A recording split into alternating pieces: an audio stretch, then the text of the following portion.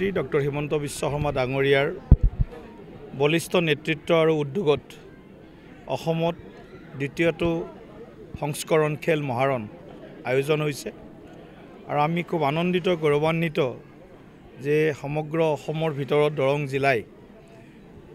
বিভিন্ন খেল athletics kabaddi volleyball football cycling তাৰপিছত সুইমিং চেছ ইত্যাদি খেলত প্ৰায় 1,60,000ৰো অধিক যুৱক যুৱতী বা ছাত্ৰ ছাত্ৰীয়ে ইয়াত পঞ্জীয়ন কৰিছে আৰু তেওঁলোকে খেলিছে পঞ্চায়তৰ পৰা সমষ্টি পৰ্যায়লৈকে গতিকে মই সকলোকে ধন্যবাদ জ্ঞাপন কৰিছোঁ আৰু মুখ্যমন্ত্ৰী ডাঙৰীয়াৰ যি মহান উদ্যোগ যে অসমত ক্ৰীড়াৰ এক পৰিৱেশ নিৰ্মাণ হ'ব লাগে আৰু যুৱক যুৱতীসকলৰ মাজত যি ক্ৰীড়াৰ প্ৰতিভা লুকাই আছে বিশেষকৈ গ্ৰামাঞ্চলত এই প্ৰতিভাখিনিক আমি মুকলিকৈ প্ৰদৰ্শন কৰাৰ বাবে এখন শক্তিশালী মঞ্চ দিব লাগে আৰু সেই শক্তিশালী মঞ্চখন হৈছে দ্বিতীয় সংস্কৰণ খেল মহাৰণ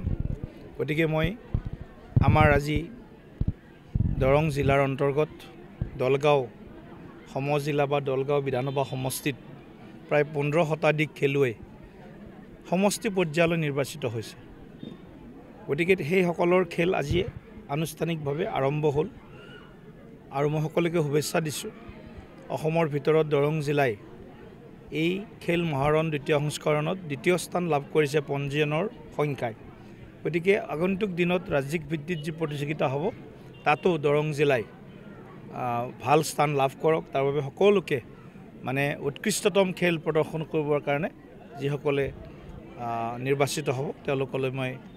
আহ্বান জনাইছোঁ আৰু আগতীয়াকৈ শুভেচ্ছা জ্ঞাপন কৰিছোঁ।